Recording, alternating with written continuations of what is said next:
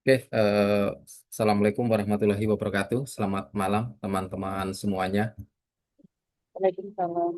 Oke, oke, untuk pelaksanaan malam ini kita ada bimbingan dan beberapa hal yang terkait dengan untuk malam pertama. Jadi nanti kita masih akan ada Zoom lagi. Jamnya fleksibel ya, bisa agak malam ataupun bisa karena ini kita santai paling hanya beberapa saat, artinya kita tidak panjang waktu. Sedikit saya langsung mulai untuk jelaskan kaitan dengan pengisian di APL 1. Karena ini ada beberapa ya di Bu Lisna dari Bogor, Bu Natalia dari Jakarta ya. Selamat malam. Ada Pak Imam dari Sidoarjo dan beberapa kemarin sudah ada yang mulai bimbingan offline ya. Jadi teman-teman yang bimbingan offline kemarin juga sudah mulai belajar untuk mengisi APL 1. Mohon izin untuk share screen supaya malam ini saya langsung share screen aja untuk bisa menampilkan di beberapa yang kaitannya dengan kebutuhan di administratif. Oke. Baik untuk teman-teman semuanya, untuk share screen di screennya sudah bisa terlihat dengan jelas, teman-teman.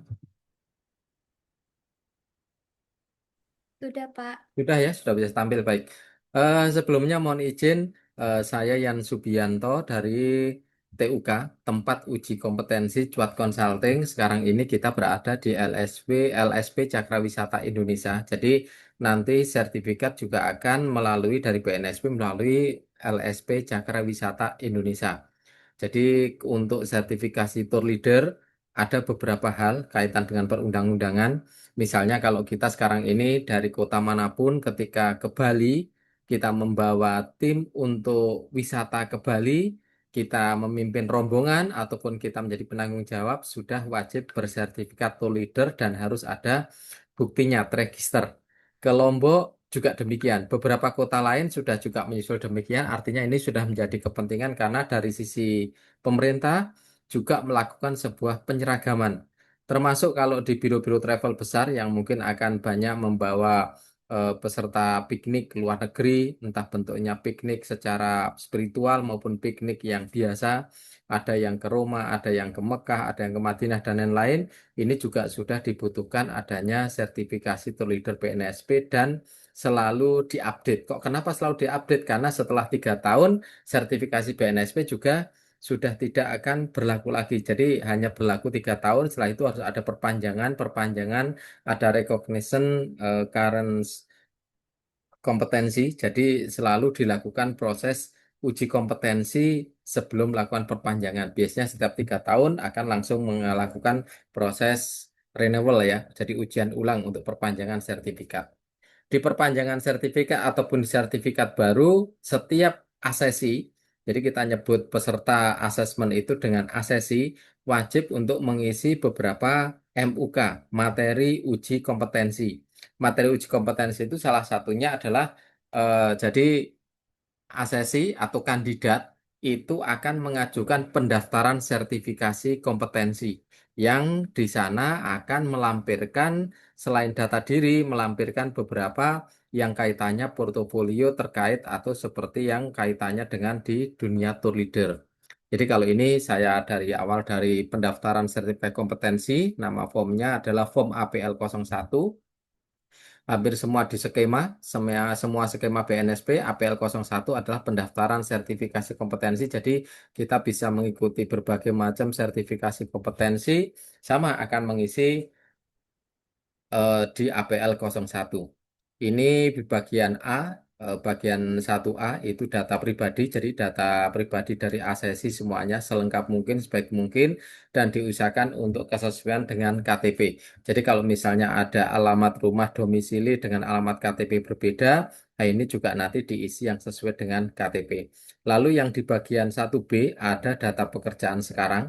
Data pekerjaan sekarang diisikan dengan kegiatan yang memang menyerupai atau berkaitan dengan dunia tour leader. Jadi misalnya nanti teman-teman eh, ada di bendera tour travel tertentu atau kalau misalnya sebagian juga menjadi perwakilan yang dari tempat saya sendiri dari CLB Tour, nanti kita juga akan ada surat ya, surat sebagai bentuk itu yang menguatkan untuk surat pengantar. Jadi ada teman-teman yang menjadi perwakilan dari CLB Tour di kota lain, itu kita akan kuatkan surat pengantar untuk mengikutinya sehingga nanti data pekerjaan akan diisikan sebagai freelance di CLB Tour, di Cuat Langlang Berkah Tour, kira-kira seperti itu.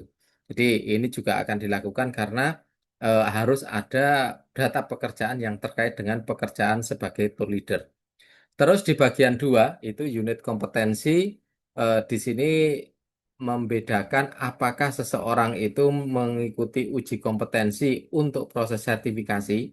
Ini kalau belum pernah melakukan sertifikasi tour leader sebelumnya, di sini kita akan lakukan centang di bagian sertifikasi.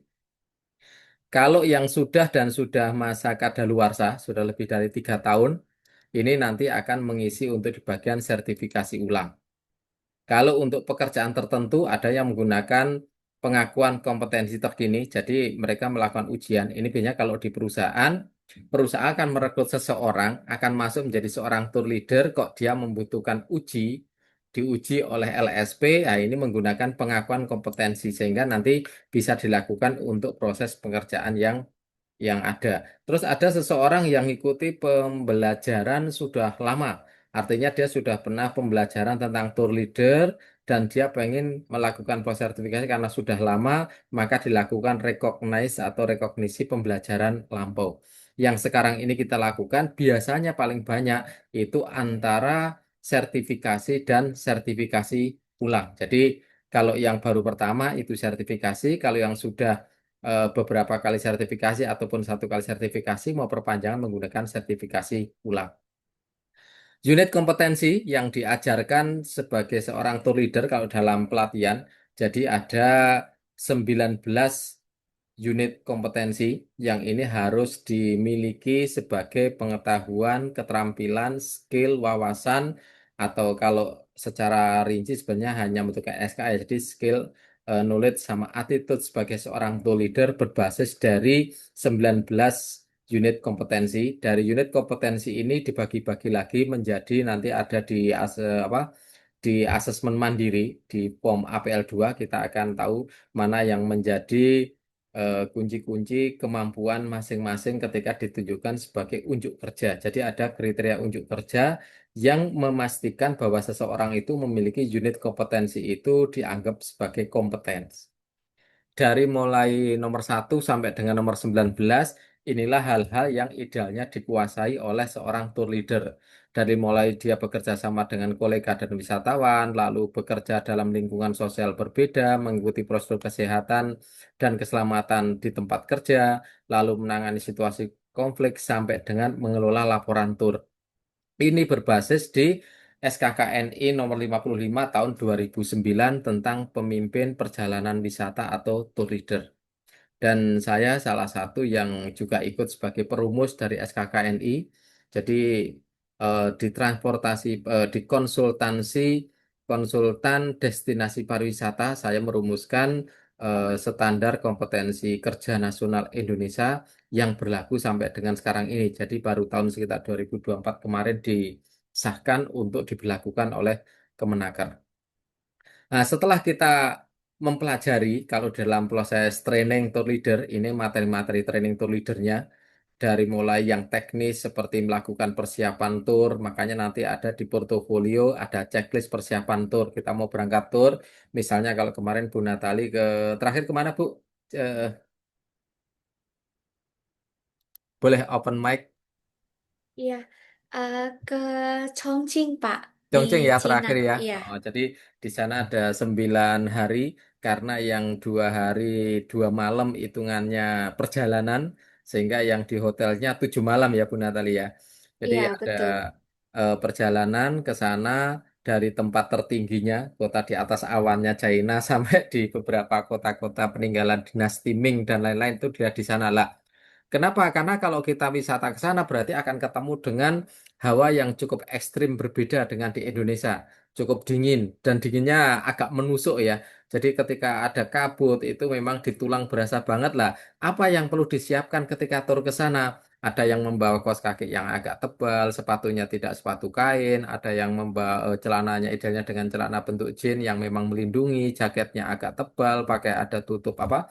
Tutup kepala. Itu merupakan salah satu sarana yang memang disarankan kepada peserta tur. Ini kita melakukan persiapan tur sehingga TL akan menginformasikan kepada para peserta untuk bisa menyiapkan apa yang diperlukan. Termasuk ketika di Indonesia, Indonesia sebagai daerah tropis yang cukup rentan dengan penyakit TBC, penyakit asma, juga gangguan-gangguan ISPA. Jadi saluran napas yang bagian atas itu kita dari mulai flu, batuk, dan lain-lain. Nah, ketika berangkat ke sana, kita sangat memerlukan ada obat-obatan khusus yang memang biasa dikonsumsi, yang itu kaitan, itu termasuk di dalam melakukan persiapan tur. PPPK yang umum disediakan oleh panitia, oleh TL, tapi kalau untuk obat-obat yang khusus masing-masing peserta, dan ini salah satunya adalah misalnya melakukan persiapan briefing, kita menyebarkan informasi pada peserta ini, melakukan proses persiapan tur. Sampai dengan terjadi transit. Terjadi transit itu misalnya ketika di Chongqing sana, transit dari mulai ada naik bus, pindah ke kereta. Lah ketika bus ke kereta, ternyata kan begitu mau naik kereta, itu tidak hanya satu, dua orang, tiga orang yang naik kereta, tapi wisatawan yang banyak, bukan hanya dari Indonesia, mereka dengan berbagai bangsa, berbagai bahasa, ketika mau naik kereta berebut karena memang ada sesuatu yang wah banget gitu ya. Jadi mereka lah sehingga perlu diatur bagaimana ketika terjadi proses transit, tidak terjadi terketinggalan apa koper, tidak ketinggalan barang, ketika alat komunikasi dan lain-lainnya. Ini proses-proses secara teknis yang bisa digunakan oleh TL. Termasuk kalau di bandara bagaimana ketika check-in di imigrasi, bagaimana ketika nanti check-in ke hotel, check-out ke hotel, apa yang kadang-kadang di dalam kamar, apa yang free yang menjadi apa salah satu fasilitas diberikan hotel, apa yang memang harus berbayar. Jangan sampai terjadi ya seperti belum lama di Bali, ada turis dari India datang ke Bali, begitu keluar dari hotel, ternyata dicek kamar hotel, handuknya hilang, vas bunganya hilang, asbaknya hilang, tempat minumnya dibawa, terus apalagi lah itu dibawa dan akhirnya menjadi, saya juga pernah melakukan yang seperti ini di Indonesia. Ketika nginap di Pangandaran, peserta peserta pelatihan pada waktu itu ternyata sebagian bawa sajadah, bawa anduk, dan ketika kita ditagih ya kita tidak bisa mau nggak mau harus tinggal KTP sampai menyelesaikan beberapa anduk yang dibawa oleh peserta, termasuk kunci yang tidak dikembalikan kepada resepsionis. Dan ini TL yang memang punya pekerjaan di sana, check in, check out-nya, dan lain-lain.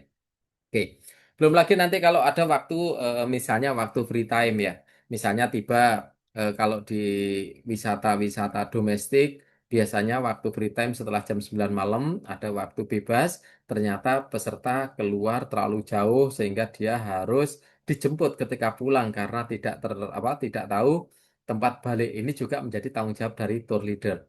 Mengelola tur tambahan juga sama karena ada kadang-kadang, oh ini kalau dihitung, ini kalau biasanya terjadi di wisata domestik itu yang paling sering terjadi karena bis itu sewanya kalau misalnya 2 hari berarti masih ada 12 kali 6 jam, kali 6 ya, jadi 12 jam kali 6.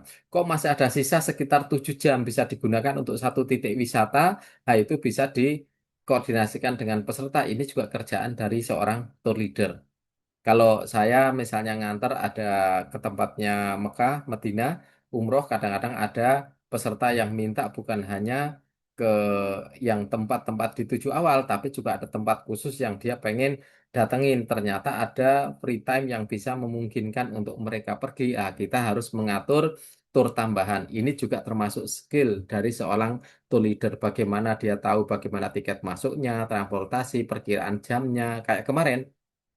Terakhir di bulan lalu ketika saya bawa rombongan yang ke Sarawak, di Sarawak itu sebenarnya nggak ada wisata sama sekali ke Petronas dan lain-lain. Dari Sarawak terbang ke Kucing, terbang ke Kuala Lumpur. Di Kuala Lumpur itu ternyata pesawat delay dan waktu tunggunya cukup lama. Ada satu peserta yang minta untuk diantar ke Petronas untuk ya paling tidak bisa selfie-selfie gitu. Pengennya seperti itu karena dia baru pertama kali ke Malaysia. Dia pengen seperti itu, tapi setelah dihitung-hitung jam, saya hitung tidak memungkinkan ketika jam kredit bisa 2 jam baru sampai di Petronas. Kalau PP tidak mungkin jam kira-kira 6 jam tidak mungkin untuk PP sampai dengan bisa kembali aman ketika sampai pesawat. Akhirnya kita tidak bisa memberikan tambahan tur tambahan. Lah, semacam ini kejadian-kejadian yang banyak sekali terjadi di kegiatan sebuah tur. Oke, masuk ke bagian tiga. Bagian tiga itu bukti persyaratan kandidat ya. Jadi sebelum melakukan proses uji ulang ketika daftar ini diperlukan ada kopi KTP, ada kurikulum vitae atau daftar riwayat hidup, lalu ada kopi ijazah minimal SLTP sederajat. Ini pada waktu kita penyusunan SKKNI untuk di tool leader ini masih diterapkan, untuk tool leader itu masih di SLTP karena banyak sekali dari daerah-daerah yang cukup jauh ya, dari Pulau Jawa ini cukup jauh. Mereka cara pendidikan itu ternyata untuk bisa menjadi seorang tour leader di sana mungkin ada beberapa juga yang masih pendidikannya itu belum sampai di SLTA atau sampai dengan diploma atau universitas, sehingga ini sebuah kerenggangan secara syarat, tapi nantinya mungkin akan meningkat terus sehingga nantinya nextnya harus D3 misalnya, karena ada sekarang sudah mulai vokasi di bidang tour leader itu sudah mulai muncul di sekolah-sekolah pariwisata. Lalu ada lagi kopi ijazah yang disertakan, lalu ada pas foto, pas fotonya 3 kali 4, jumlahnya 4 lembar itu karena yang 1 lembar untuk cadangan, jadi hanya diperlukan 3 lembar. Biasanya kalau ke kami hanya 3 lembar aja yang dibutuhkan, biasanya foto udah bagus lah, tidak akan rusak di perjalanan kira-kira gitu ya saat pengiriman. Oke, terus nanti teman-teman di sini akan melakukan proses tanda tangan di bagian kandidat. Untuk tanggalnya itu kita nanti uji kom tanggal 13 Mei. Jadi nanti untuk tanggal-tanggal beberapa yang itu akan katakan dengan 13 Mei. Jadi nanti ini diisi tanggal 13 Mei nama dan tanda tangan. Lah, setelah itu APL 1 ini nanti akan masuk di proses administrasi di tempatnya LSP. Kalau misalnya dari 5 persyaratan ini, dari mulai kopi KTP sampai dengan yang kelima ini sudah mencukupi, maka nanti di admin LSP akan melakukan proses menerima pendaftaran asesmen. Tapi ini juga jarang karena biasanya kalau yang daftar asesmen itu biasanya persyaratannya udah lengkap. Jadi jarang yang ditolak ya. Mau uji kom ditolak itu kayaknya saya belum pernah, kebetulan sampai hari ini belum pernah terjadi gitu. Jadi semuanya diizinkan untuk ikut uji kom. Oke. Jadi ini yang perlu diperhatikan beberapa. Jadi nanti di WhatsApp grup maupun chat yang personal. Jadi ada yang saya chat personal, ada yang WhatsApp grup. Ini sebagai persyaratannya. Oke, kita masuk berikutnya langsung ke asesmen 2. Untuk di asesmen APL 1 kalau ada yang mau ditanyakan dipersilakan terlebih dahulu. Silakan teman-teman kalau ada yang mau ditanyakan atau didiskusikan kaitannya dengan persyaratan-persyaratan yang akan digunakan untuk di APL 1 di pendaftaran ini.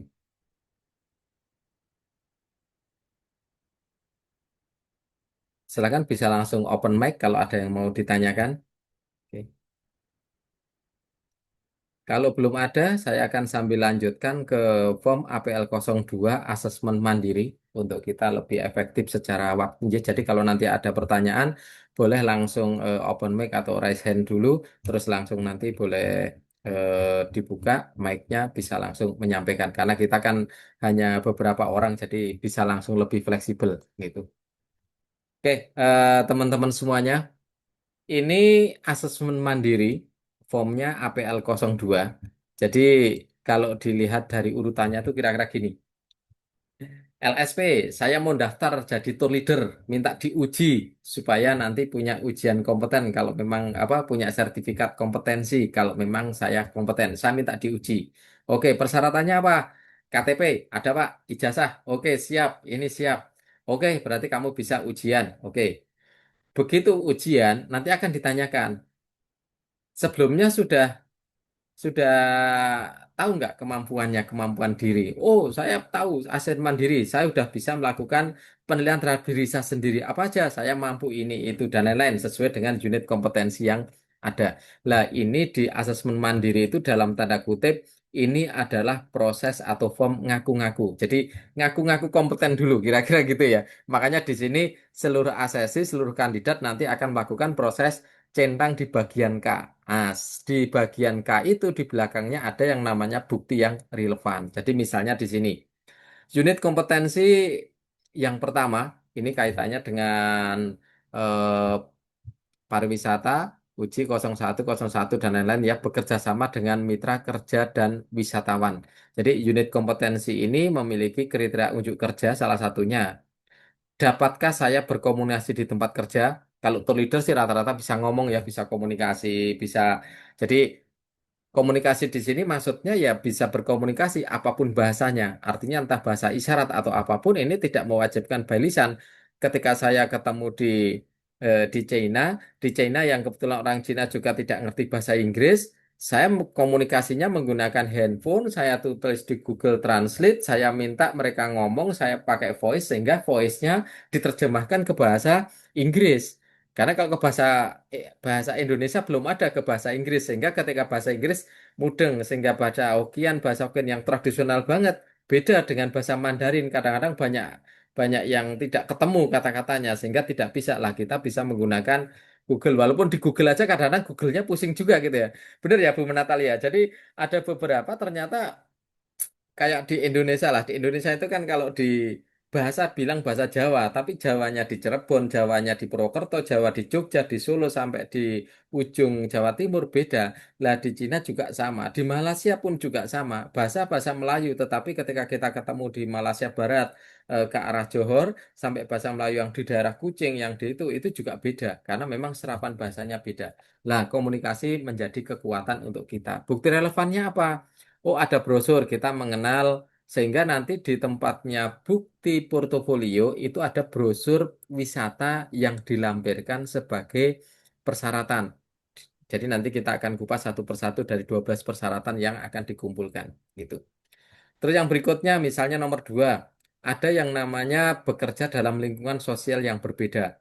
Kita ketemu di tempatnya Kalimantan, misalnya datang ke tempatnya IKN, berbeda dengan budaya kita di Jakarta atau di Solo atau di Jogja. Bagaimana kalau di sana misalnya, oh ada beberapa yang sebelum kita ke sana kita sudah mempelajari sedikit bagaimana budaya adat yang ada di IKN misalnya, sehingga di sana ada yang namanya SOP pelayanan. Nah ini kalau di tempat CLB kita ada SOP pelayanan kok. Kenapa pakai SOP pelayanan? Karena yang seperti ini, bagaimana bekerja sama, bagaimana di lingkungan berbeda melakukan sesuatu, bagaimana melayani, harus masuk di dalam SOP pelayanan. Unit kompetensi yang ketiga, KUK-nya ada 4, jadi mengikuti prosedur kesehatan K3 ini wajib ya. Jadi ketika kita melakukan tour, piknik, pariwisata, kita memimpin rombongan, wajib selamat adalah diri kita, diri peserta, seluruh peralatan yang dipakai, seluruh barang yang dibawa, kendaraan yang dipakai, destinasi yang dituju harus selalu dalam keadaan sehat, selamat, dan aman. Jangan sampai terjadi, kita datang ke tempat wisata, sudah dibuat ukiran bagus-bagus, kita bawa spidol, ada peserta bawa spidol, langsung nulis-nulis di situ. Berarti K3 tidak berlaku. Kenapa? Destinasi wisatanya nggak aman. Ini di Indonesia hobi banget karena jangankan kok di tempat yang bagus, di pintu toilet aja kalau kita berhenti di rest area di mana gitu ya tulisannya sama nomor handphone lah apalah sudah banyak sekali. Jadi destinasi wisata berarti tidak aman itu posisinya. Ada yang di tempatnya bis-bisnya harus aman. Orang yang ketemu kita harus aman. Tempat belanja kita harus aman. Ini yang merupakan salah satu kok kenapa di dalam layanan di tour leader harus ada SOP K3 tour leader. Jadi bagaimana kita mengecek keamanan, bagaimana sarana, termasuk ketika kita menyarankan peserta di daerah yang dingin menggunakan jaket yang tebal kaitannya dengan keamanan. Jangan sampai nanti terjadi dia over suhu menjadi terlalu dingin sampai dengan dia mungkin kaku sampai dengan saya pernah terjadi ya tidak sengaja tadinya tidak mau jalan ke sana ternyata jalan waktu itu masih pagi agak gerimis jam setengah 9 saya sudah sampai di Makau ya di daerah ini apa namanya kalau zaman dulu kan pengen naik biasanya pada naik perahu sambil gitaran di dalam gitu ternyata pas keluar itu lagi gerimis dingin sekali lupa tidak bawa kaos tangan saya ikat sekali jadi setiap berapa 2 menit, semenit itu tangan harus segera harus digerakkan seperti ini, dekatkan ke pemanas karena kaku, bener-bener sampai kaku banget gitu. Karena gerimis, hanya pakai jaket, tidak pakai sarung tangan, nggak pakai pengaman yang lainnya. Nah, ini salah satu hal yang kaitannya dengan K3. Saya pernah mengalami di Madinah waktu itu di Masjid Nabawi juga sama. Ketika sholat zuhur, Sandal saya itu saya titipkan ke salah satu teman. Jadi saya titipkan teman, ternyata pas sholat, pas ibadah itu barisnya berbeda. Yang dia lebih masuk. Ketika habis sholat, habis ibadah, saya pengen pipis, saya harus lari keluar, itu jam siang. Saya mau ngambil sendal nggak memungkinkan karena harus melewati banyak orang. Saya lari aja keluar dari masjid, menuju ke toilet, ternyata jalan di luar yang ada payung, sampai ke toilet itu panasnya nggak mau dan kaki melepuh. Ini juga pernah kejadian, itu tahun 2022 kalau nggak salah. Gitu. Jadi melepuh karena saking panasnya yang di bawah. Nah, itu unsur ketiga tidak terpenuhi. Kenapa? Karena harus pakai pelindung, harus pakai alas kaki. Tapi beda dengan teman-teman yang dari Afrika, dari India gitu ya. Mereka panas seperti itu, jalan cuek aja, santai aja gitu. Kayaknya nggak apa-apa kakinya. Kita yang tidak terbiasa benar-benar melepuh. Jadi benar-benar langsung kayak gelembung isi air gitu. Nah, ini terjadi. Ini salah satu proses ketiga. eh, Hal-hal yang seperti ini kadang-kadang kita memang belum pelajari lebih lanjut tempat atau destinasi yang kita tuju karena tempat yang kita tuju bisa jadi sangat berbeda dengan tempat yang biasanya live sehari-hari ya. Artinya memang memiliki perbedaan. Lalu bagaimana ketika menangani situasi konflik? Banyak sekali situasi konflik yang terjadi di area wisatawan dari mulai proses untuk melakukan apa ketika ngantri ya. Kadang-kadang kita punya peserta, ternyata peserta tidak taat ngantri, begitu pergi ke Jepang, yang lainnya ngantri dengan sangat tertib. Orang kita senangnya apa kalau di Indonesia rubung-rubung gitu ya. Jadi kalau kayak beli mie itu bukan satu-satu baris, satu dilayani pergi, satu lagi pergi, tapi ngiteri, gerobaknya dikerubungin sama teman-teman peserta kita gitu. Dan itu kan sesuatu yang dilarang, bahkan jalan kaki, ngobrol jejer seperti ini kan sesuatu yang tidak boleh gitu. Tidak boleh bukan secara tertulis, tapi secara etika dan budaya mereka tidak ada seperti itu. Lah ini salah satu hal. Di Korea pun juga tidak jauh beda hal yang seperti ini juga akan membuat sesuatu yang berbeda. Kenapa? Karena terjadi situasi konflik yang membuat orang lain menjadi tidak nyaman. Ketika antrian diserobot mereka tidak nyaman. Ah, ini TL juga bagaimana ketika keluhan-keluhan ini terjadi. Yang berikutnya lagi, nah ini mengembangkan, memutakhirkan pengetahuan budaya pariwisata. Kenapa kok ada brosur? Karena kita sebagai tour leader wajib selalu mengetahui perkembangan-perkembangan wisata. Wisata di dunia, wisata yang ada di domestik. Di domestik kita itu pertumbuhan wisata satu tahun bisa 3 sampai 6 tempat titik baru.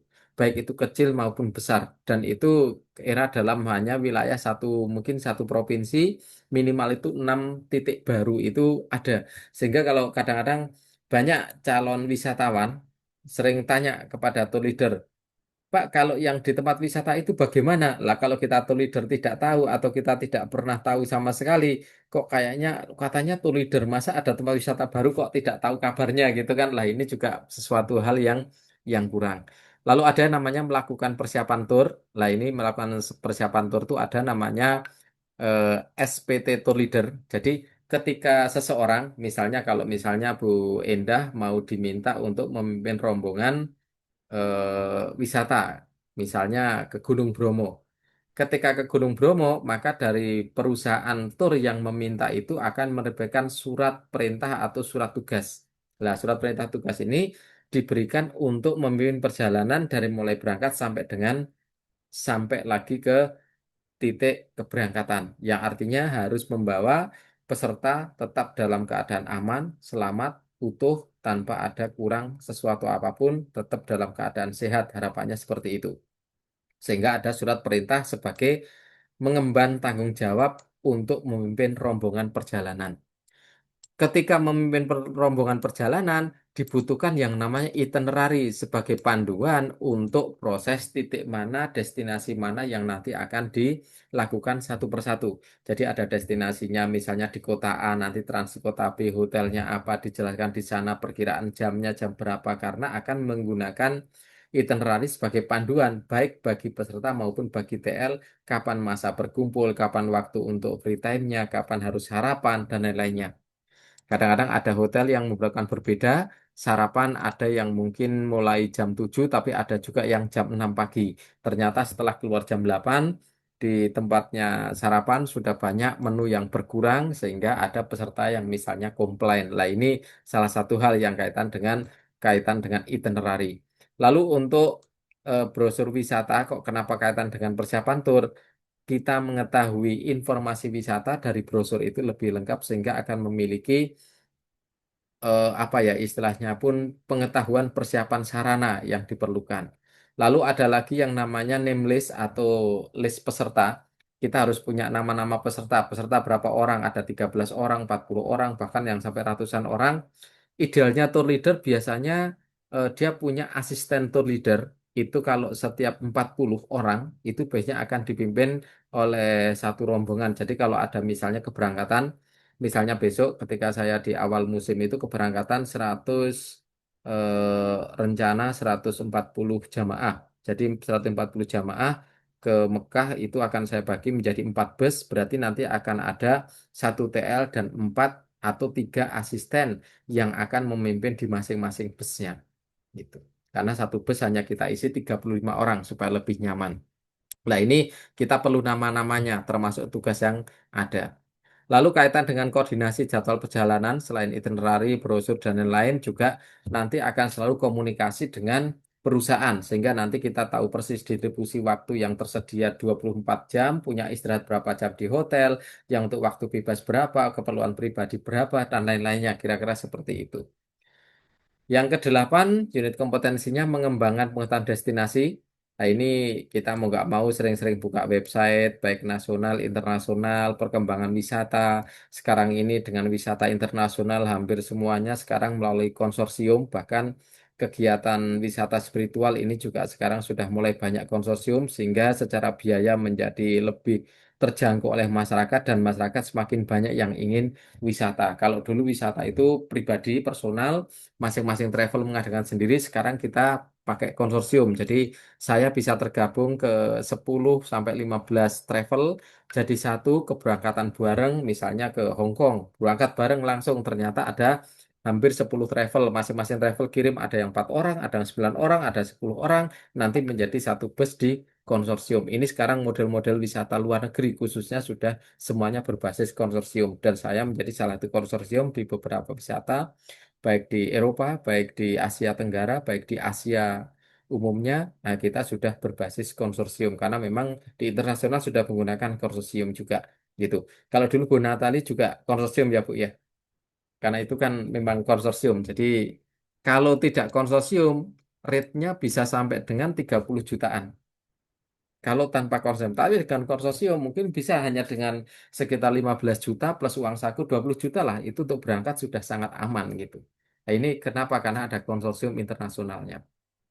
Lalu untuk di mengatur saat keberangkatan, lah ini kaitannya dengan nama, bagaimana ketika nanti bentuk pelaporannya, bagaimana ketika ada hal-hal khusus, siapa orang yang perlu duduk, kalau di bus duduk di depan, siapa yang suka mabuk, dan ini kadang-kadang kita perlu tanya kepada apa peserta tur.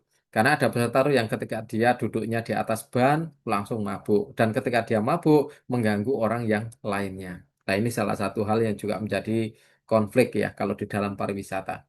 Lalu ada mengatur saat transit, ini menjadi sangat penting sekali.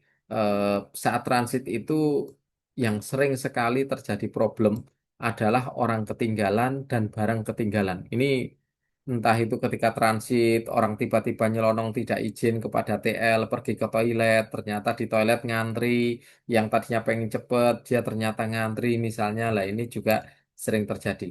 Yang berikutnya lagi, kaitan mengatur saat tiba. Jadi ketika tiba di suatu lokasi atau misalnya tiba menjadi imigrasi kalau ke tempat lain, kapan perlu karantina, kapan perlu cek. Saya pernah ketika tiba, waktu itu tiba di Hainan. Ketika di Hainan ternyata orang yang ikut itu dia sedang demam.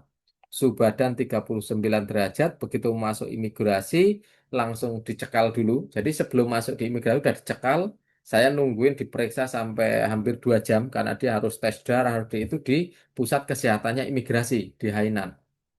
2 jam kita nunggu seluruh peserta sudah kita minta untuk ke hotel. Jadi sudah ada yang jemput pasca dari apa setelah cek imigrasi, mereka sudah ke hotel terlebih dahulu karena ada dari hotel yang jemput.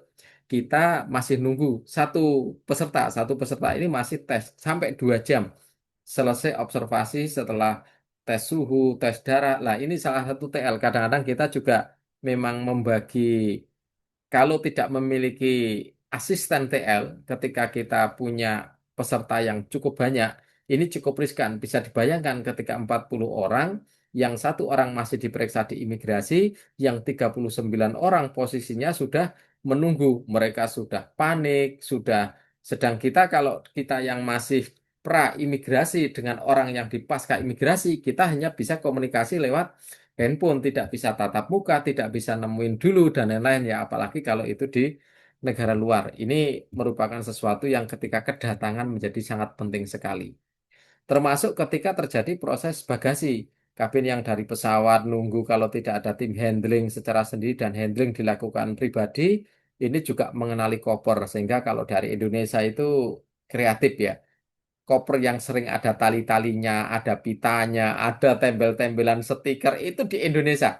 Yang dari luar itu hampir nggak pernah ada. Jadi saya ketemu kalau peserta wisata dari Indonesia itu memang sudah unik. Mereka memberikan tanda di kopernya, di handle-nya itu dengan diikat. Wes macam-macam, ada yang diikat renda, ada yang diikat pita, ada yang diikat stiker, si stiker ada, dan itu memang efektif ternyata. Jadi ketika mencari jarak pandang kalau kita ke tempatnya pintu masuk itu kalau di pembagian kabin bagasi bandara itu kan rata-rata 20 meter ya. Jadi 20 meter pun sudah terlihat, wah itu koper saya. Jadi udah siap-siap gitu ya. Ini mempercepat. Dan kreativitas itu kadang-kadang juga cukup dulu itu ada yang paspornya di print berwarna sama visa ditempelin, dilaminasi, tempel di handle. Kalau sekarang udah nggak boleh, tidak diizinkan di imigrasi nggak boleh karena itu banyak data pribadi yang membahayakan kalau itu tertempel di sana.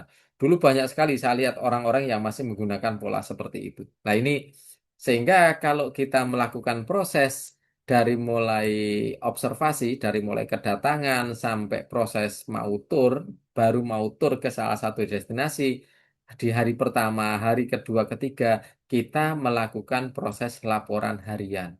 Laporan harian ini sebagai bentuk bahwa, oh ya, dari hari ini bagaimana sehingga vendor atau perusahaan yang ada di Indonesia, perusahaan yang ada di kantor, bagaimana ketika dia melihat laporan kita, dia paham, oh ya, hari ini tur berjalan dengan normal. Sehingga hal-hal kecil pun memang perlu dituliskan di dalam laporan harian kepemanduan, laporan harian tour leader. Oke. Ketika saat di kendaraan, nah ini juga sama bagaimana kadang-kadang kita harus memindahkan penumpang depan ke belakang, belakang ke depan. Ada hal-hal yang kadang-kadang ternyata peserta kita sedang hamil 5 bulan, dia mudah sekali sensitif terhadap bau misalnya. Oh, kalau dia dekat dengan sopir, sopirnya ternyata kadang-kadang merokok, aromanya menjadi nggak nyaman untuk dia. Lah ini perlu juga ada ditukar dengan area yang cukup jauh misalnya. Ini salah satu yang kaitannya dengan mengatur saat di kendaraan. Jadi, kapan kita akan memberikan game, kapan kita juga bisa mengajak karaoke, bermain-main, kuis. Lah ini juga ada di tempatnya kendaraan. Kalau di kendaraan yang lebih dari 3 jam itu biasanya kita ya selain game, kuis, terus nanti kita juga memberikan door prize misalnya. Nah, kalau perjalanan itu biasanya ketika bis pertama jalan, itu biasanya peserta itu kan hidup hanya sekitar 1 jam.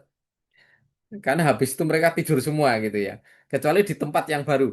Jadi kalau di tempat yang baru yang saya amati, begitu turun bandara, dijemput pakai bis mau ke hotel, kalau di luar negeri yang baru pertama kali biasanya nggak tidur sama sekali dia. Ngeliat sana, ngeliat sini, wah berbagai macam, nyoteng dan lain-lain. Sehingga dan mereka kalau kita ajak karaoke, kita ajak apapun ya sudah tidak mempan. Artinya kita TL hanya bisa oke, diamatin aja apa yang dilakukan atau kita tunjukkan misal, oh ini hotelnya punyanya ini, oh ini hotel bintang 7 ini dan lain-lain. Ini yang kadang hanya perlu kita sampaikan sekilas-sekilas saja karena kadang-kadang mereka akan asik untuk menyimpan memori-memori baik dengan handphone maupun dengan penglihatan mereka secara langsung. Oke. Kalau kita masuk di berikutnya, check-in check-out hotel, ada namanya rooming list, jadi pembagian kamar, siapa-siapa di kamar A, di kamar B. Ini sering terjadi konflik ketika ada seseorang minta, saya harus dengan teman saya harus dengan ini, saya mintanya dengan ini, dan lain-lain, sedangkan jumlahnya menjadi tidak genap ya. Misalnya ada orang yang sisa dan lain-lain, ini juga konflik yang mungkin, dan saat ini pengaturan check-in, kapan diserahkan kunci, dan ketika check-out benar-benar berapa jam sebelum waktu check-out habis, kunci sudah diserahkan kepada TL. Bagaimana ketika melakukan cek-cek di hotel, apakah kamar ada yang ketinggalan atau tidak, dan bagaimana juga menjelaskan fungsi-fungsi yang ada di kamar. Jadi termasuk kita kadang-kadang juga nemu wisatawan, dia secara keuangan finansial cukup, tetapi dia tidak mencukupi wawasan kaitannya dengan misalnya hotel yang menggunakan keran yang khusus yang semuanya serba sensor. Begitu mau cuci tangan, bingung ternyata di mana nih airnya bisa muncul. Ternyata dia hanya pakai sensor. Di mana tempat yang keran bisa langsung diminum, kalau ketemu di hotel tertentu, di mana keran yang itu tidak boleh untuk diminum. Ini yang paling banyak. Terus setting AC, AC yang sentral, AC yang itu kadang-kadang TL itu diributin. Saya pernah melakukan pelatihan di Hotel Wujil Ungaran yang saya apa yang saya latih waktu itu peserta adalah prapurna tugas, jadi sudah menjelang pensiun, 1 tahun menjelang pensiun. Karena jabatan tertentu dan lain-lain kan juga banyak yang operasional di lapangan dalam tanda kondisi secara wawasan dan lain-lain juga mungkin tidak banyak mengenal hotel-hotel berbintang. Ketika masuk bintang 4, kunci yang diserahkan biasanya kan menerima yang namanya kunci bentuknya kunci gitu ya, bukan kunci bentuknya kartu. Dan ternyata ada yang benar-benar dia mau ngomong malu, dia buka pintu nggak bisa, dan dia akhirnya ketika satu orang sudah masuk dan kunci dari dalam dia tidak bisa membuka, dari dalam pun bingung tidak bisa membuka, akhirnya sampai dia tidur di luar kamar. Jadi di kursi panjang di luar kamar itu terjadi. Lah ini sesuatu hal yang kadang kita TL harus benar-benar wanti-wanti. Termasuk ketika menggunakan air panas, jangan tiba-tiba buka keran langsung besar, nanti akan terjadi bahaya. Ini salah satu kekuatan TL untuk menyampaikan kepada peserta. Termasuk menggunakan sarana toilet. Jangan sampai toilet duduk, tapi mereka pakai jongkok, akhirnya bisa jatuh. Dan ini masih banyak terjadi ya. Artinya kita bawa wisatawan itu kan yang unik-unik kan banyak, karena ada peserta tur dari daerah yang karena ada biayai anaknya, sehingga ketika di tempat-tempat yang seperti itu perlu kita mengenalkan satu persatu, bakal kita harus membantu untuk di kamar mandinya. Nah ini SOP pelayanan dan pengaturan ruang dan informasi yang diperlukan menjadi sangat penting sekali. Nomor 14 mengatur peserta saat tur. Jadi ketika mereka bagaimana di kendaraan, di objek, kapan jamnya, bagaimana ketika makan di restoran, bagaimana kalau makan prasmanan, bagaimana kalau lauknya harus satu persatu. Jangan sampai nanti ketika dia datang lauknya ngambil tok tiga, begitu peserta yang terakhir sudah tidak kebagian lauk misalnya. Ini saya ngalamin yang seperti yang saya ceritakan tuh karena saya ngalami ya. Jadi ada orang yang merasa hotelnya salah, tidak menyediakan air dingin dan lain-lain karena ternyata yang dibuka keran panas saja gitu ya. Ini juga ada memang gitu. Dan saya ngalami gitu, memang ada gitu. Artinya saya cerita ya kadang-kadang ya lucu juga, tapi ini bukan hal lucu karena itu kewajiban kita menjelaskan. Yang berikutnya lagi ada kaitan dengan mengelola tur tambahan. Nah ini kalau jika terjadi tur tambahan, maka seperti yang tadi saya sampaikan, bagaimana kaitan dengan waktu, bagaimana tiketing, bagaimana perjalanan, bagaimana taksi kalau memerlukan taksi, dan lain-lainnya. Yang ke-16 mengatur perpindahan mode transportasi. Ini ada beberapa misalnya turun dari bandara, di bandara untuk sampai ke imigrasi memerlukan naik kereta. Perpindahan dari bandara, dari pesawat masuk, lalu akan pindah ke tempatnya kereta, dari kereta masuk di imigrasi, imigrasi masuk ke negara itu. Bagaimana ketika menggunakan isian-isian digital yang diperlukan, ketika moda transportasi, ketika dipinjemi misalnya dengan model card ke Singapura, mau naik kereta misalnya, bagaimana ketika card itu yang bisa digunakan card untuk rombongan atau card yang untuk personal. Bagaimana ketika menggunakan uang digital, akan menggunakan Alipay, ada menggunakan beberapa uang digital di luar yang berbeda. Ah, ini juga merupakan bagaimana TL untuk bisa mengatur para peserta. Dan ini menjadi hal yang penting ya karena bisa menjadi permasalahan yang tidak terduga seperti unit kompeten yang ke-17. Jadi banyak-banyak permasalahan yang tidak terduga sebelumnya ternyata muncul ketika sesi wisata itu dijalankan.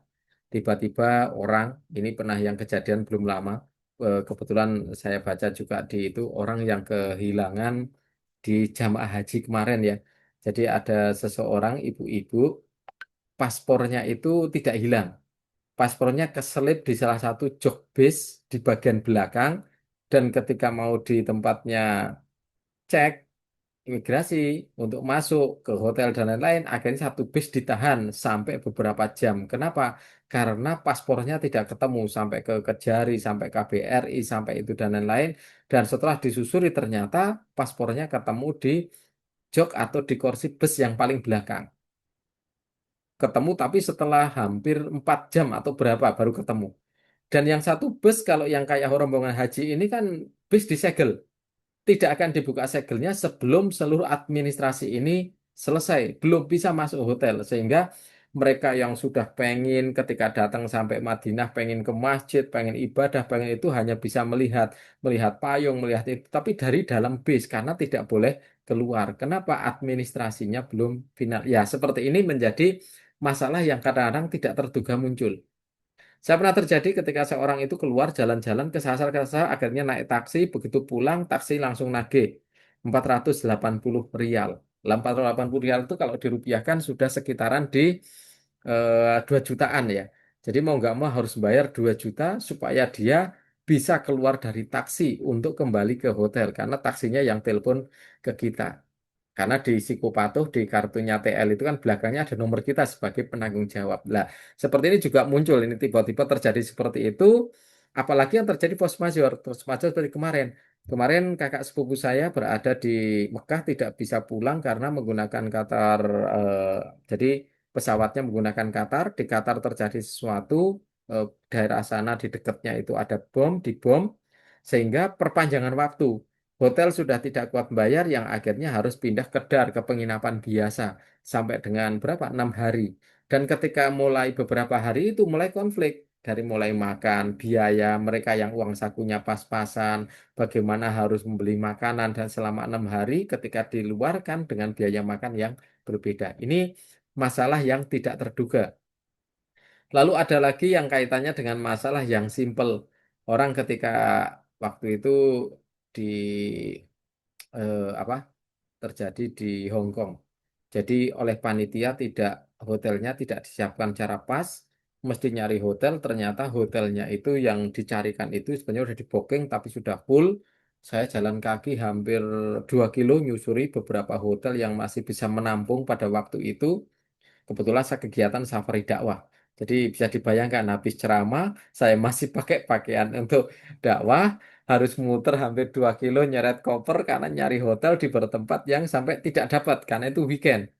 Karena kalau weekend itu luar biasa. TKI dan lain-lain yang tadinya di tempatnya majikan banyak yang karena weekend nginep di hotel entah dengan pacar, entah dengan disapa dan lain-lainnya. Dan itu memang kepadatan luar biasa sehingga untuk mendapatkan tempat untuk bisa 3 kamar untuk kami berenam itu ternyata tidak mudah. Muter seperti itulah. Ini juga sesuatu kejadian yang tidak terduga. Termasuk terjadi ketika mau ada ke salah satu tempat, begitu sampai di kota A, ternyata orang itu tidak boleh masuk ke negara itu dan harus dilakukan deportasi, misalnya. Nah, ini juga kejadian. Ada pernah kejadian lagi ketika di imigrasi, ini kebetulan kejadiannya di luar terus. Ada satu orang itu kalau di sini itu usahanya itu buah. Jadi dia motong buah ini dan lain, tapi dia seorang juragan lah sebutnya. Karena dia sering pemotongan di buah nanas, buah pepaya, sidik jarinya itu hilang. Jempolnya di jarinya itu nggak ada sidik jarinya karena terkena apa getah getah buah. Dan akhirnya ketika diimigrasi, ketika mau cek jari tidak pernah bisa muncul dan dilakukan proses jelas ya interogasi ada macam-macam lah dan itu kan juga memerlukan waktu.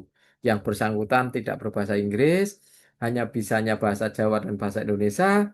Sedangkan kita kalau kaitannya dengan imigrasi kita tidak bisa membantu apapun kecuali diminta bantuan. Tidak boleh kita nyodor-nyodorkan diri. Jadi TL ketika ada pemeriksaan imigrasi, tour leader tidak boleh. Tour leader mendatangi imigrasi untuk membantu dan lain-lain. Kecuali dipanggil, tidak boleh mendekat pun tidak boleh. Karena ketika sudah di imigrasi, apapun kondisinya, itu sudah menjadi hak dan kewajiban pribadi benar-benar dari peserta.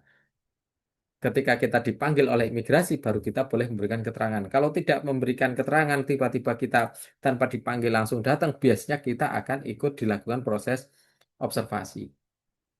Dan ini terjadi beberapa ya, kalau kayak masuk ke Singapura, begitu namanya sangat apa? Namanya mencurigakan Islamis sekali gitu di Singapura kebetulan juga cukup ketat atau mungkin punya penampilan jenggotnya panjang dan lain-lain dan ini juga cukup rawan ketika sampai di Singapura juga akan terjadi proses ditarik di imigrasi untuk diinterogasi dan hal ini kalau TL-nya kaget lah ini juga luar biasa itu. Nah, ini hal-hal yang permasalahan ya tidak terduga. Yang ke-18 kaitan dengan menangani keluhan peserta selamatur. Ini juga ya ada aja ya kalau namanya peserta mengeluh itu pasti akan terjadi. Makanan cocok dan tidak cocok, bisnya enak nggak enak, jalannya terlalu jauh atau gimana, terus nanti minta wes macam-macam lah gitu. Terus yang berikutnya mengelola laporan tur itu yang ke-19 sebagai unit kompetensi. Dapatkah saya mengelola laporan kegiatan tur? Dapatkah dengan keuangan? Lah ini biasanya dibuktikan dengan bukti relevan itu ada foto grup. Jadi kok kenapa teman-teman diminta ada foto grup? Karena foto grup itu salah satu bukti bahwa teman-teman sudah ikut di dalam proses wisata secara bersama-sama dengan banyak orang. Sudah mengelola rombongan untuk tur. Sehingga ada laporan kegiatan wisatanya. Oh, bagaimana perjalanan wisata selama 9 hari, selama 10 hari misalnya, bagaimana secara hari per harinya. Lalu ada logbook.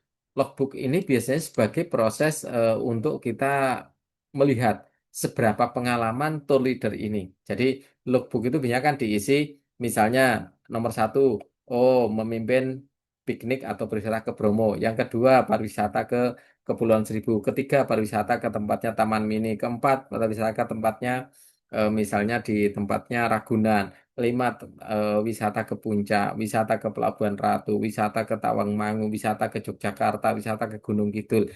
Masing-masing ini nanti berisi logbook. Nah, logbook inilah sebagai data bahwa kita punya portofolio, kita punya pengalaman untuk menjadi seorang tour leader. Kalau ini udah diisi, dicentang di bagian ini, bagian K, semuanya udah dicentang. Bapak Ibu, teman-teman semuanya nanti akan tanda tangan di bagian asesi. Tanggalnya sekarang sudah diputuskan 13 Mei. Jadi 13 Mei 2026.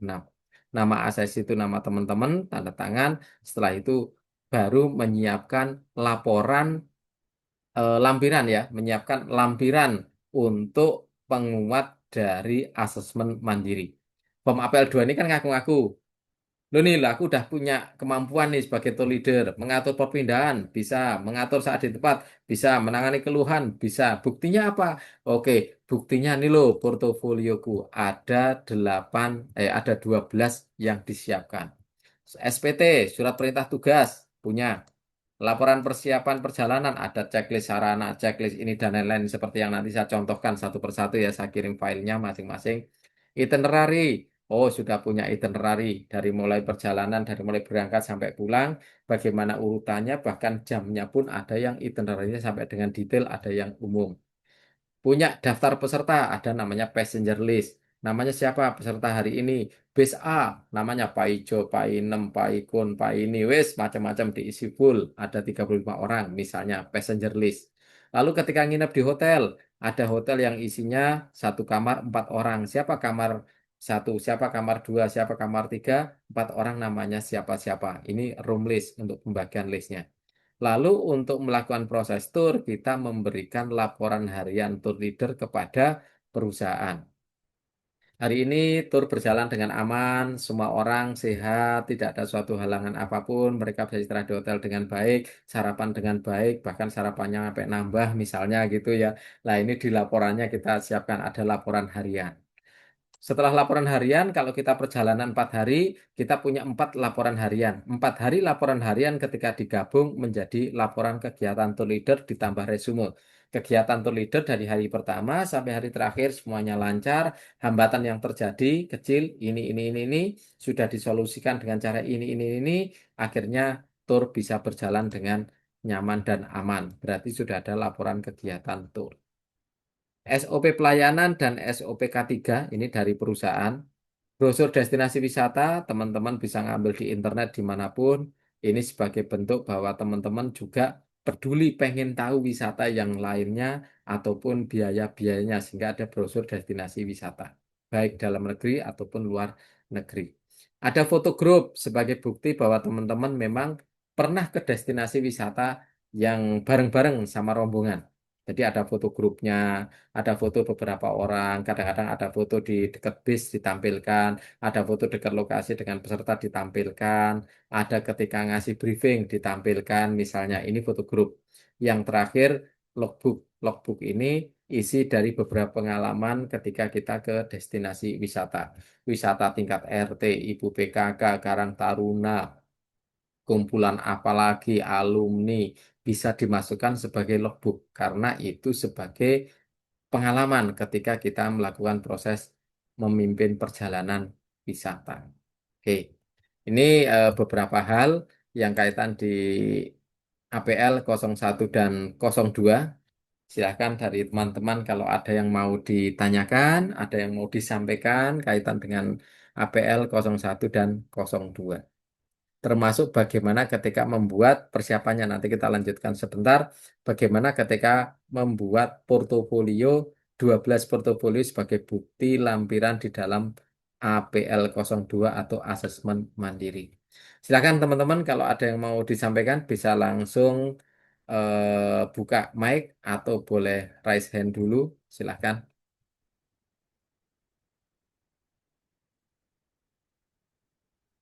Silakan bisa langsung kalau ada yang mau disampaikan, mau ditanyakan. Izin Pak, Silakan, silakan. saya mau nanya apa saja yang ditanyakan pada saat uji kom? Saat uji kom, oke. Mm-mm. Saat uji kom nanti kita akan apa? Berikan beberapa informasi pertanyaan ya. Jadi nanti ketika uji kom misalnya apa saja yang nanti akan muncul sebagai pertanyaan dan kita juga kita akan buka juga saat uji kom apa aja dan nanti kira-kira menjawabnya seperti apa gitu ya. Nanti pertemuan Zoom yang kedua kita bahas untuk pertanyaan-pertanyaan yang akan muncul atau dimungkinkan muncul dalam uji kom. Tapi nanti ada beberapa draftnya nanti saya kirimkan juga baik yang ke personal maupun ke grup. Oke. Jadi nanti akan kita informasikan ya. Jadi hampir semua materi di Tour Leader memang akan ada beberapa pertanyaan yang biasanya ditanyakan itu nanti akan kita sampaikan. Gitu. Oke, ada lagi silakan teman-teman. Sebelum kita masuk ke 12 bukti portofolio. Oke, kita masuk satu persatu dulu ke bukti portofolio ya. Oke, saya buka filenya terlebih dahulu.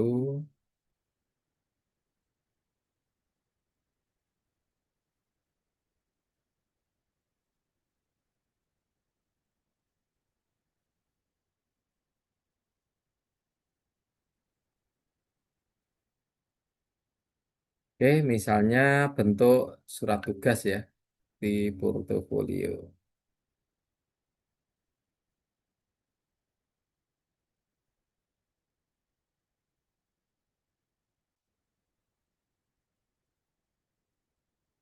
Oke,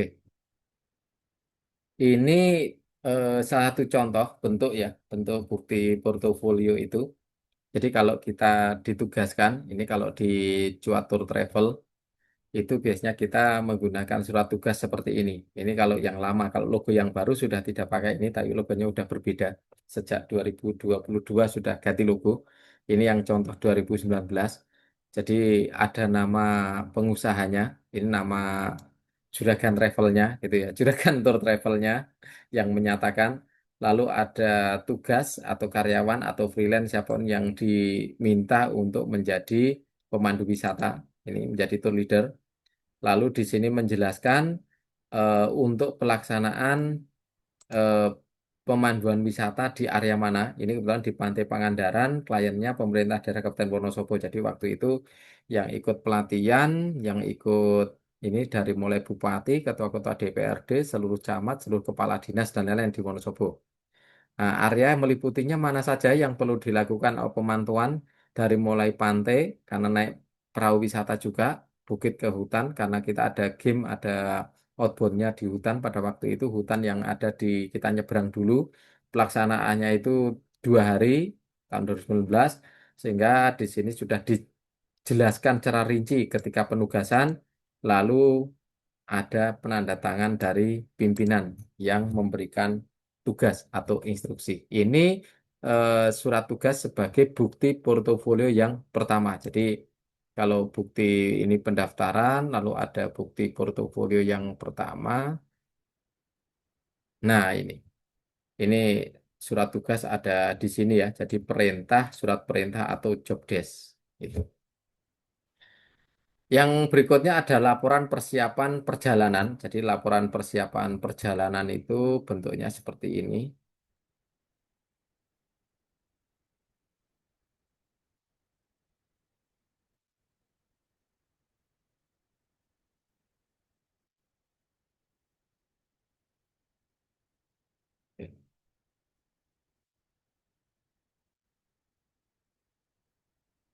Baik, untuk laporan persiapan itu biasanya isinya checklist.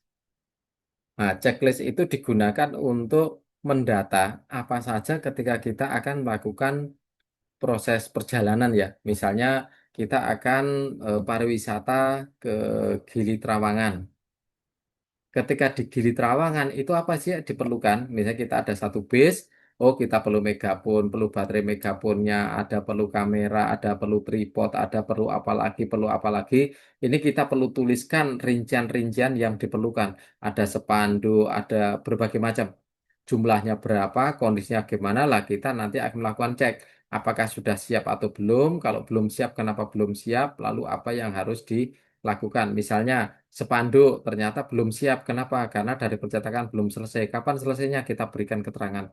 Ini merupakan bentuk form laporan persiapan perjalanan. Jadi checklist dari sarana atau apa saja yang dipersiapkan, yang diperlukan ketika mau akan proses keberangkatan tour. Oke. Terus yang berikutnya lagi ada yang namanya itinerary. Jadi itinerary cukup banyak ya. Itinerary yang kita apa punya itu kan cukup banyak yang bisa digunakan. Misalnya ini salah satu contoh saja itinerary-nya. Nah, oke, ini satu contohnya itu kunjungan usaha wisata pasca pelatihan kewirausahaan. Jadi dari mulai berkumpul ya sampai dengan selesai peserta kembali ke titik kumpul awal ini. Ini kebetulan karena jumlahnya cuma satu base, kita bawa sendiri. Ini juga saya sendiri yang bawa. Jadi walaupun ya ada krunya ya, ada yang bantu, nggak cuma ada asisten 2 orang. Karena untuk bagi-bagi snack, untuk ngurusin macam-macam mereka yang bantuin. Jadi mulai mereka kumpul sampai doa bersama, sampai perjalanan ke Solo Tigo, kunjungan ke pabrik, ini merupakan itinerary. Jadi di sini pun kita juga ada keterangan. Misalnya ketika di sini, oh ternyata kok kenapa? Karena ini dinas harus absen 2 kali. Absensinya harus 2 lembar dan dipastikan mereka tanda tangan. Kenapa? Untuk proses pelaporan. Kalau tidak lengkap, nanti tidak dibayar. Kan gitu. Makanya ketika proses ini itinerary ya, kita kadang-kadang ada sarana-sarana yang diperlukan. Setelah itinerary, kita membutuhkan lagi yang namanya passenger list dan room list. Nah, ini passenger list dan room list, jadi daftar nama peserta dan daftar apa? Ini ada yang namanya daftar peserta. Ini passenger list. Oke. Nanti filenya saya kirimkan sehingga nanti kalau diperlukan membuat itu pun juga tidak sulit ya. Artinya, oh ternyata bisa. Ini misalnya ada proses perjalanan ziarah Wali Songo, ada nama pesertanya, ada nomor handphone dia, asal desanya dari mana, sehingga kalau terjadi apa-apa kita mudah untuk telusur. Kadang-kadang passenger list atau daftar peserta ini, kadang-kadang daftar penumpang ini juga ditambahkan. Di sini adalah kontak orang di rumah atau saudara terdekat yang mudah dihubungi. Jadi kalau saya biasanya kalau untuk kegiatan yang luar negeri khususnya itu selalu pegang nomor dari saudaranya atau dari siapa pasangan istri atau anak atau siapa yang paling mudah dihubungi sehingga nomor handphonenya kita pegang. Kalau di kegiatan tur-tur luar negeri itu mereka bahkan untuk keluarganya itu punya kita ikut masukkan dalam WhatsApp group sehingga kalau terjadi informasi apa-apa di WhatsApp group itu bisa ikut memantau. Artinya para orang tua atau mungkin pasangan atau mungkin anak itu bisa ikut memantau. Tetapi ini juga ada sisi kurang baiknya ya, istilahnya kurang nyamannya itu ada. Bagaimana kok bisa menjadi kurang nyaman? Karena bisa terjadi seperti ini. Saya pernah ngalami, jadi pernah ngalami ketika ada satu peserta tur itu hilang, nyasar gitu ya. Ketika dia nyasar nggak balik-balik sampai jam berapa? Jam 10 malam. Jam 10 malam itu dia belum balik. Kita masih proses mencari. Sementara di Indonesia itu sudah ketika di sana jam 10 di Indonesia jam 2 dini hari keluarga yang di Indonesia juga ikut nungguin sehingga mereka tidak tidur karena nungguin sampai jam 2 malam, jam 3 malam mereka masih nungguin informasi karena mantau di WhatsApp group. Itu kekurangannya. Artinya apa? Kekurangannya ketika seluruh peserta dan keluarga masuk dalam WhatsApp group, kalau terjadi apa-apa, mereka mudah sekali ikut panik kalau terjadi sesuatu dengan peserta ketika di luar negeri. Nah, sehingga kadang-kadang untuk keluarga, kalau saya mensolusikan, ketika keluarga ikut dalam WhatsApp group, WhatsApp-nya itu WhatsApp group yang berbeda. Sehingga ketika kita memberikan informasi, ini bisa tetap kita saring terlebih dahulu. Jadi bukan informasi langsung yang diterima oleh orang misalnya ngeluh seperti ini. Pak, Pak Ketua, Pak Ketua rombongan, saya nyasar di sini nggak bisa pulang, saya nggak tahu arah, nggak tahu ini dan lain-lain. Sementara dia WhatsApp chatting di grup itu sudah dengan apa ya bahasa yang panik. Keluarga yang di Indonesia itu nggak bisa membayangkan gimana paniknya ketika melihat keluhan itu gitu. Lah kalau itu terjadi sehingga panik orang yang di Indonesia nunggu bener-bener nunggu kabar terus nelponin kita, jabri kita, TL akhirnya tidak fokus. Sehingga salah satu cara untuk membuat menjadi kondisinya kondusif, para peserta itu dalam WhatsApp grup tersendiri, keluarga yang menjadi keluarga dekat peserta itu dalam WhatsApp grup yang terpisah. Untuk apa? Supaya kalau ada kabar-kabar apapun yang terjadi di lokasi destinasi, misalnya di umroh, kegiatan spiritual di rumah, misalnya juga di tempat lain dan lain-lain, misalnya gitu ya. Keluarga yang di rumah itu tahu kalau kita memberikan informasi sehingga secara bahasa dan kondisi kita sudah bisa menyaringnya. Karena mohon maaf banyak sekali WhatsApp grup misalnya kayak peserta perjalanan umroh misalnya. Ketika perjalanan umroh antara keluarga dan peserta itu jadi satu WhatsApp grup. Ketika terjadi apa-apa, semua langsung tahu. Wah, panik. Oh, itu si itu yang hilang ya. Wah, dengar tetangga, dengar ini makin panik luar biasa. Dan ini untuk di piknik-piknik yang luar negeri, memang kita harus pisahkan WhatsApp grup untuk orang keluarga yang terdekat dan WhatsApp grup dari peserta yang kita pisahkan.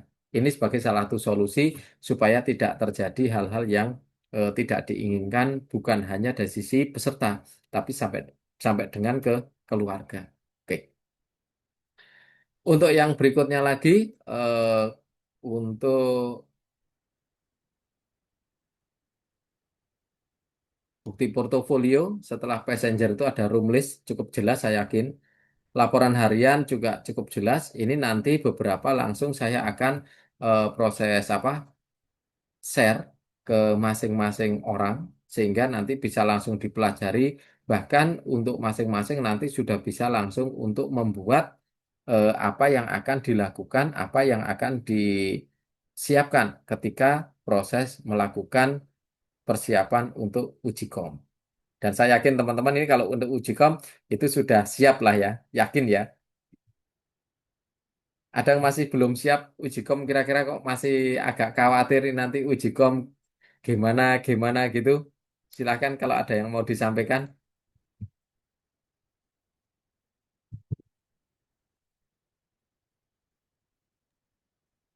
Pak, izin nanya lagi, Pak. Ya, baik, baik. Kalau sudah ikut, terus ternyata tidak lulus gitu ya, Pak. Heeh.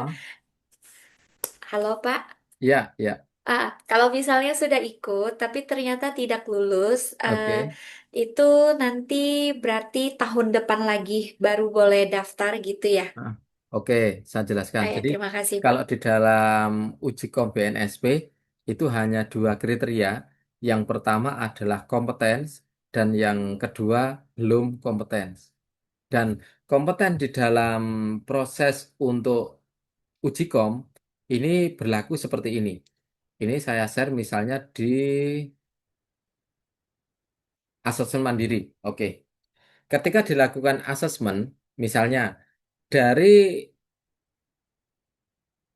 unit kompetensi dari 19 UK yang ada, unit kompetensi yang ada 19 ini, ternyata yang dirasakan oleh asesor, penguji, itu yang belum mampu misalnya mengatur peserta tur. Yang lainnya sudah kompeten, tapi yang belum kompeten hanya ini aja. Maka ketika nanti melakukan proses uji kom ulang, itu hanya akan membahas di unit kompetensi ini saja, yang belum kompeten. Dan setelah itu, bagaimana dilihat akan memutuskan kembali apakah kompeten atau belum kompeten. Sehingga kalau misalnya dari 19 unit kompetensi ini, kok misalnya kok dinyatakan kira-kira belum kompeten, kok ada misalnya dua unit kompetensi. Oh, di bagian mengatur saat check-in, check-out, sama mengatur saat di kendaraan, misalnya. Maka hanya dua itu aja yang nanti akan dilakukan proses ujian ulang. Tapi alhamdulillah yang saya bimbing sampai dengan hari ini sejak 2019 saya belum pernah menemukan bimbingan saya ada yang dianggap belum kompeten. Jadi hampir semuanya insya Allah 100% sampai hari ini. Jadi sampai hari ini saya bimbing sudah banyak sekali dan ya alhamdulillah ternyata mereka semuanya bisa dinyatakan kompeten oleh asesor. Jadi udah apa ya? Ya bukan ini bukan membuat teman-teman juga pede pasti kompetensi enggak juga. Karena kan nanti juga tergantung dari ketika uji kompetensi seperti apa ya. Tetapi kalau dari beberapa bimbingan yang saya lakukan baik lewat chat, lewat Zoom memang kita fleksibel dengan apa? Secara waktu kita lebih fleksibel untuk menyampaikan. Jadi nanti mungkin ada yang kenapa kok saya lewat jalur chat pribadi, lewat grup juga lewat Zoom juga. Karena tiga jalur itu menurut saya yang paling efektif ketika melakukan bimbingan. Karena ada yang perlu di-touch secara personal, ada yang bisa publik, umum, ada juga yang tentunya memiliki apa ya keluhan-keluhan tertentu ketika akan menyampaikan kaitannya dengan uji kom ini. Demikian, Bu Natalia. Oke, silakan teman-teman kalau ada lagi yang mau disampaikan. Bu Lisna dari Bogor, ada yang mau disampaikan, Bu Lisna?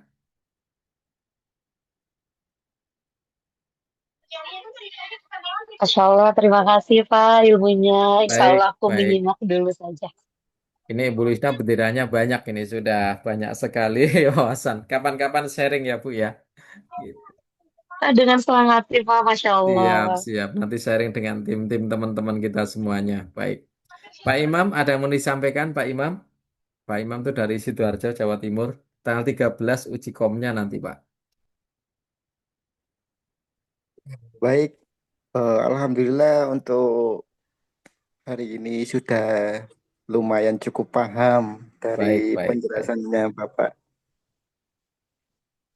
Kita Terima Zoom kedua, Bapak Ibu. Kalau untuk jam yang sama, kira-kira hari apa untuk nyamannya? Gitu. Apakah bisa di malam Sabtu, Jumat malam? Bisa, Pak. Jumat malam atau Sabtu Jumat- malam.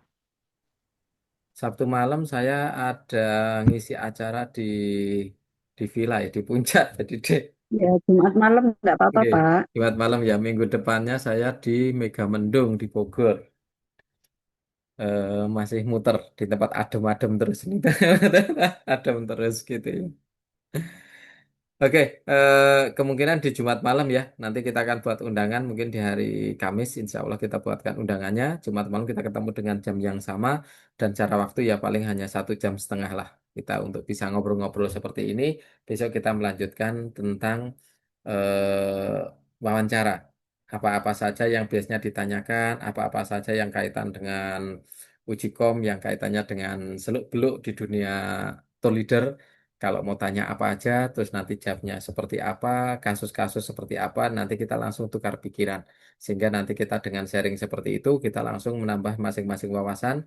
Dan biasanya memang lebih banyak studi kasus ya. Studi kasus dari ini ngalami apa, ini ngalami apa, ini ngalami apa, itu yang akan memperkaya khasanah kita dari mulai hanya apa peserta tur yang tidak tahu tentang sensor untuk kran, tidak bisa cuci tangan, begitu banyak bagaimana ketika kita harus melakukan persiapan ketika peserta tur tidak bisa pegang supit, sementara di restoran semuanya pakai supit misalnya. Ini bukan hal sepele lagi. Kenapa? Karena ini hal kaitan dengan makan itu krusial. Itu bisa menjadi problem besar, bisa menjadi keluhan besar. Hal-hal kecil semacam ini ternyata juga terjadi yang cukup unik ya. Artinya karena memang ada yang benar-benar nggak bisa.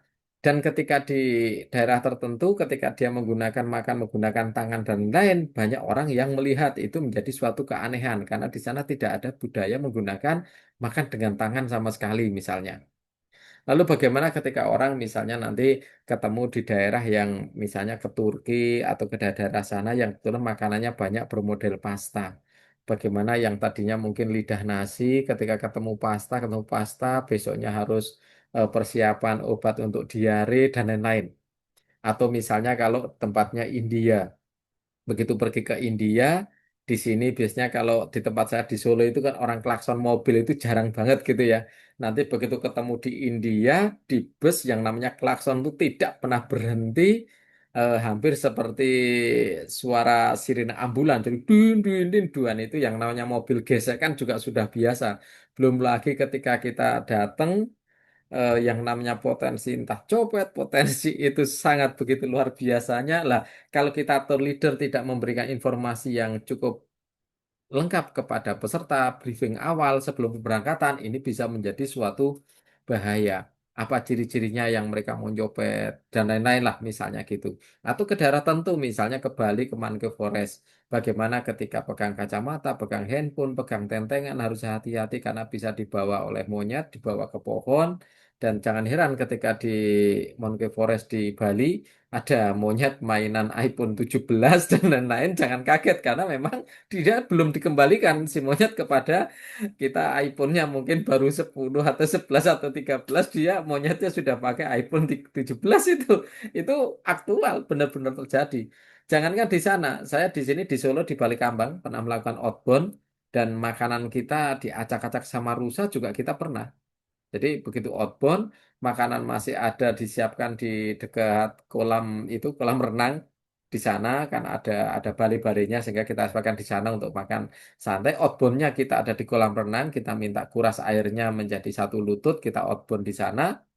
Ternyata ada rusa yang nyelonong ke situ, makanan kita ayam goreng yang di bok-bok nasi gitu diacak-acak sama rusa. Mau nggak mau kan harus pesan lagi. Nah, itu juga itu di balik kambang di Solo, artinya bukan di tempat yang jauh gitu ya. Gitu. Belum lagi ada tas pinggang yang dibawa monyet ke atas tembok itu, ke atas tembok balik kambang. Dia lari-lari nggak mau turun-turun.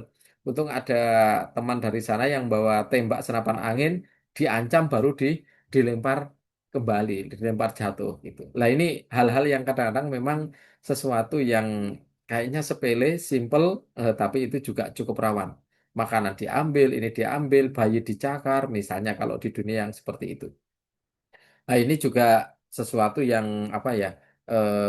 Terus kalau misalnya kita ketemu dengan bahasa-bahasa yang khusus, kadang ada daerah yang kita kalau misalnya bilang jempol ternyata itu tidak bermakna bagus, malah bermakna buruk yang berlawanan dengan kita. Itu tour leader memang harus mengingatkan terlebih dahulu pada saat awal-awal sebelum proses perjalanan. Demikian teman-teman untuk malam ini, untuk hari Jumat malam kita akan ketemu lagi kira-kira sekitar 1 jam setengah seperti dengan malam ini. Semoga selalu dalam keadaan baik, sehat, bahagia, damai, dan kita mendapatkan kesejahteraan, kenyamanan, kebahagiaan secara hati, pikiran, dan fisik kita. Sehat selalu untuk teman-teman. Saya tutup. Sampai ketemu di kesempatan besok. Wassalamualaikum warahmatullahi wabarakatuh. Salam Waalaikumsalam semuanya. warahmatullahi wabarakatuh. Terima kasih Pak Terima kasih, Yan. Pak. Terima kasih semua.